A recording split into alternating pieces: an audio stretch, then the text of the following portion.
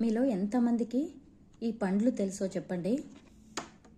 చాలామంది వీటిని తినే ఉంటారనుకుంటున్నాను. వింటర్ అయిపోయి సమ్మర్ వస్తుండగా ఢిల్లీలో మాకు ఇవి కనిపిస్తూ ఉంటాయి. అంటే వీటిని మసాలా సాల్ట్ వేసి 10 రూపీస్కి ఒక పొట్లంలాగా అమ్ముతూ ఉంటారు. 20 రూపీస్ అలా కూడా ఉంటాయి. పుల్ల పుల్లగా తీయ తీయగా చాలా బాగుంటాయి ఇవి. ఫస్ట్లో నాకు ఇవేంటో అర్థమయ్యేది కాదు.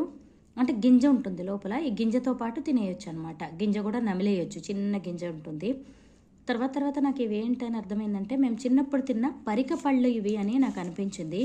నిన్న నేను సరోజినీ నగర్ మార్కెట్కి షాపింగ్కి వెళ్ళినప్పుడు ఈ పండ్లు అమ్ముతున్నారు. అంటే కివి, తర్వాత ఈ పండ్లు, డ్రాగన్ ఫ్రూట్స్, చెర్రీస్, స్ట్రాబెర్రీస్ అమ్ముతున్నారు అనమాట.